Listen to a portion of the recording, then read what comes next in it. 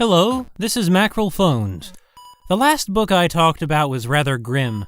As a palate cleanser, now I'll talk about a book portraying the charmingest, sweetest moments of a romantic relationship. Soppy.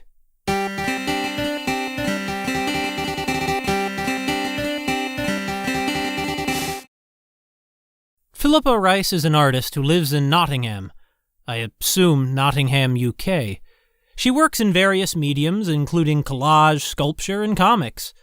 Guess which one the book is? The back cover sums it up. Soppy is Philippa Rice's collection of comics and illustrations based on real-life moments with her boyfriend. This boyfriend, I assume, is named Luke, since the book is dedicated to somebody by that name.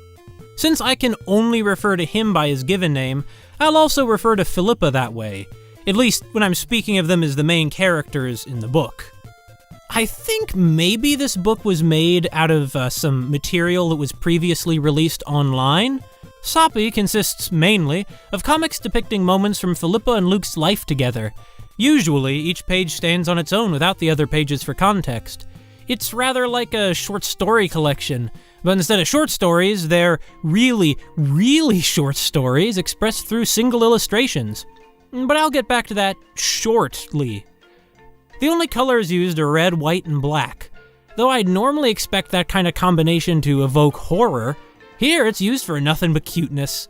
Soppy! Some of the comics and illustrations extend over multiple pages, though. At first, I thought there were no words whatsoever, but then, wouldn't you know, words. Actually, quite a few pages include dialogue. The first has Luke and Philippa buying milkshakes and playfully talking about the flavors. The next page continues the scene, at least I think, since they're dressed exactly the same, though Luke's milkshake is a different color. Soppy's absolutely the most purely cute book in my whole collection, though there's some competition for the cuteness belt now. The people all have rosy cheeks, and the body proportions remind me of little kids, and everything that happens is sweet and happy, or funny, but not funny in like a cruel way. These are the three main tones, to complement the three colors, and like the colors, they appear simultaneously. There is kind of an overarching plot. Philippa and Luke meet at what looks like some kind of market where she's selling artwork. They go on dates. On these remarkable 2 pages, a day in Luke's life is shown beside a day in Philippa's life. There seem to be parallels between them.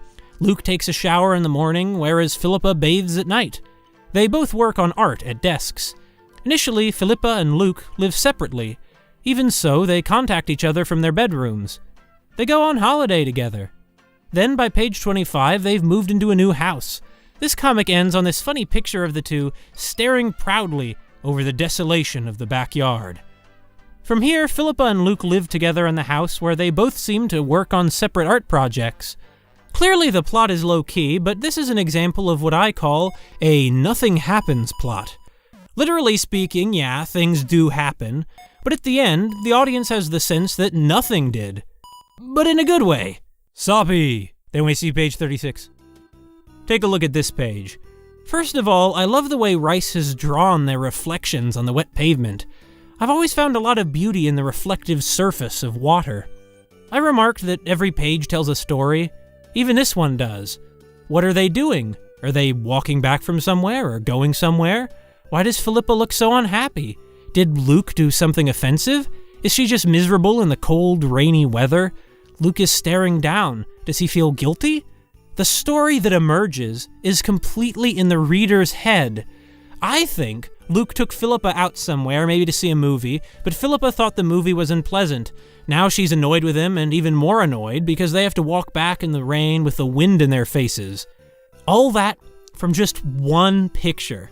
But even if you put no thought into the picture, to me, even the mere emotions and associations it conjures up are a type of story, one that'll be a bit different for all of us. On page 56, this guy looks like Charlie Brown. Also interesting is how vivid some pictures can be, like this lovely one depicting Philippa and Luke walking in a park. With the minimal shapes and colors, Rice completely succeeds in giving a sense of the grass, trees, and life around them without the color green. Even the blood-red sky is pretty instead of ominous. The level of abstraction still feels real. in a way, maybe more so than a realistic illustration. Look, though they get some cuts and battle some brambles, Philippa and Luke clean up their terrible backyard. The same shot from earlier returns, except now, the yard is clean, and not so terrible after all, the refuse of their labor sitting on the patio behind them. I'm sure that's a metaphor for moving forward in life or something. Near the end, we have some drama. And more milkshakes. Philippa and Luke apparently have a fight, though we don't see it. Instead of going drinking, Philippa goes out to get a milkshake. But instead, she buys a chocolate and a vanilla milkshake and heads back to the house.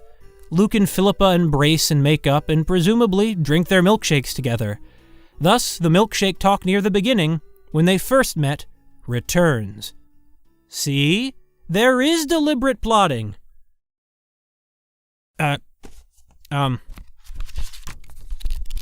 Soppy. Soppy. Soppy is a distinctly individualistic book. Normally I dislike blurbs on book covers, but Soppy gets it right for once. Instead of emphasizing what the back cover calls big romantic gestures, Rice focuses on small everyday moments. The cumulative effect is cuter, sort of more intimate than a more traditional romance story. Since this book's publication, Rice has also published another book called Our Soppy Love Story, a journal about us. This is not a normal comic book, but rather a book of blank panels intended for couples to use to create an individualized kind of comic journal. I would never do that, ever, but it certainly suits the Soppy spirit. Speaking of Soppy, what's with that title? I thought Rice had invented the word, a cute combination of happy, soft, and sappy, but Merriam-Webster defines Soppy as, quote, sentimental, mawkish. Darn, Merriam-Webster, that has a pretty negative connotation. But I suppose this book could be described as childishly self-indulgent sentimentality. But in a good way. See you later. This has been Mackerel Phones. But actually, please stick around since there's something, after the credits as usual. Soppy popped up again where I least expected it. On International Women's Day 2018, the Google banner was a series of comics written by different women. And one of them was Philippa Rice.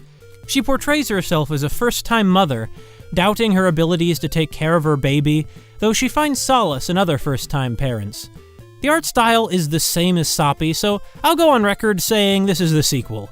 I'm glad this portion wasn't included in the book itself, though, even if this is probably because Rice had not had a baby in 2014.